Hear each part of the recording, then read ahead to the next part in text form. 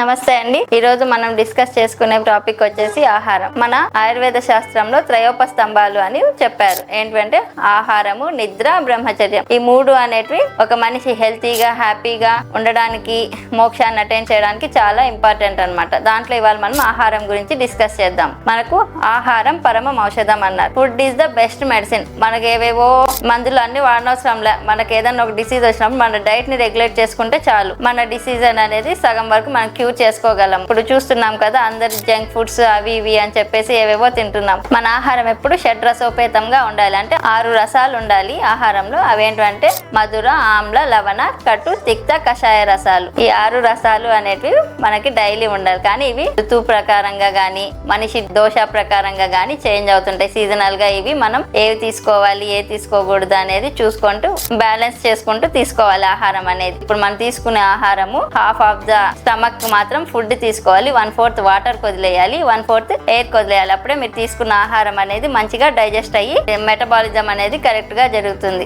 ఆహారం తీసుకునేటప్పుడు మన మనసు అనేది దాని మీద లగ్నం అయి ఉండాలి. ఫోన్లు చూసుకుంటా, వీడియోస్, టీవీలు చూసుకుంటా చాలా మంది తింటున్నారు. దానివల్ల మనం ఏం తింటున్నామో తెలియదు, ఎంత తింటున్నామో తెలీదు. చాలా మంది ముందు తిన్న ఆహారం అరగకుండానే మళ్ళీ ఆహారాన్ని తీసుకుంటున్నారు. దీనివల్ల డైజెషన్ అనేది దెబ్బతింటుంది. ఆమం అనేది ఫామ్ అయ్యి డిఫరెంట్ డిసీజెస్ కి దారి తీస్తుంది. కాబట్టి మనకు శాస్త్రంలో చెప్పినట్టు ఆహారానికి మధ్య 4 to 6 అవర్స్ అన్న మినిమం గ్యాప్ ఉండాలి. మిగిలిన దాన్ని కొంతమంది లేడీస్ తినేస్తూ ఉంటారు ఇంట్లో. అలా కాకోకుండా మోడరేట్ క్వాంటిటీలో ఫుడ్ తీసుకోవాలి. రెమెడీస్ కావాలన్న మీ డిసీజ్కి సంబంధించి మమ్మల్ని సంప్రదించవచ్చు. హెల్తీ హోల్సమ్ ఫుడ్ని మోడరేట్ క్వాంటిటీలో తీసుకోండి. హ్యాపీగా ఉండండి, హెల్తీగా ఉండండి. తర్వాత వీడియోలో కలుద్దాం. నమస్తే.